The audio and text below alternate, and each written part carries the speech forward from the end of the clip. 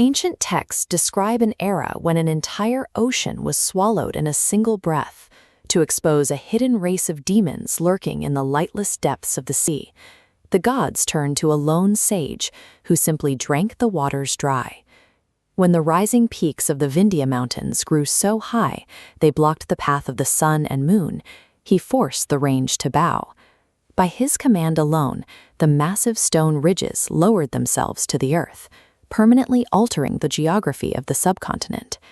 This is Maharishi Agastya. He is a member of the Saptarishi, the 7 great sages of Indian tradition, and his life is defined by feats that the Vedas describe as impossible, even for the gods.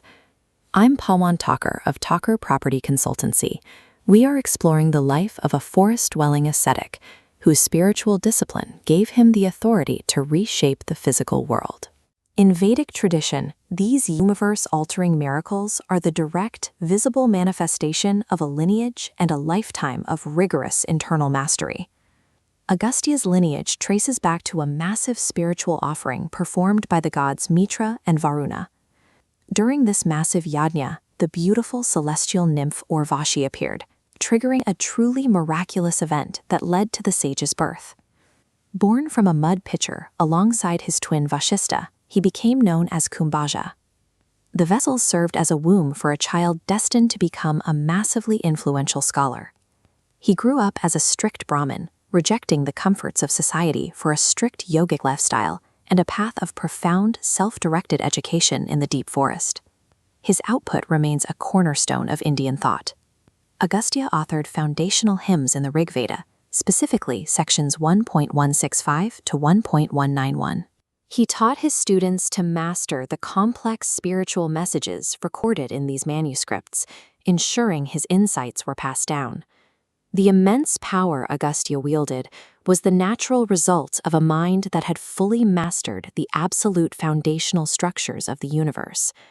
Despite his life in the forest, Agastya proposed to Princess Lopamudra of Vidarbha. It was a striking union between two extremes, a royal woman and a man who owned nothing but his discipline. Lopamudra demanded that her husband fulfill the responsibilities of a householder. Before she would consummate the marriage, Agastya was required to return to the world, earn wealth, and provide for her basic material needs.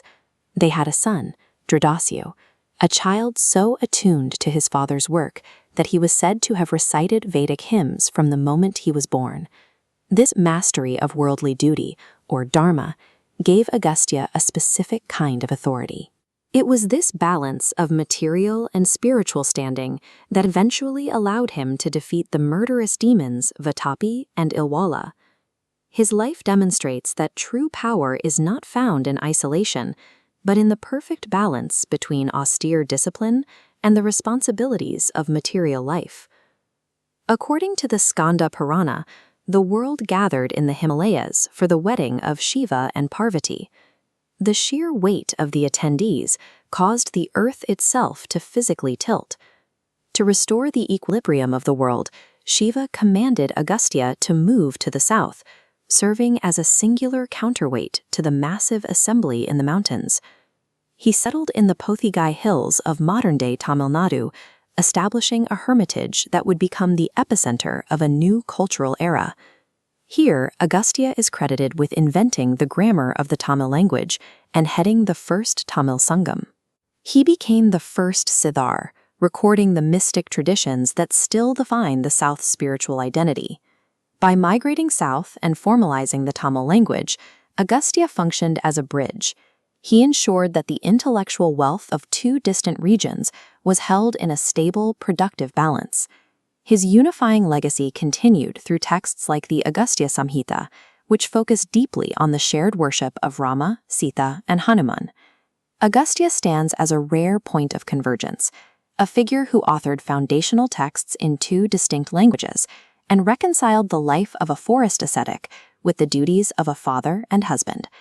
I'm Pawan Thakur of Thakur Property Consultancy. The legacy of Maharishi Agastya reminds us that while India's traditions are incredibly diverse, they are supported by a single powerful ancestral root.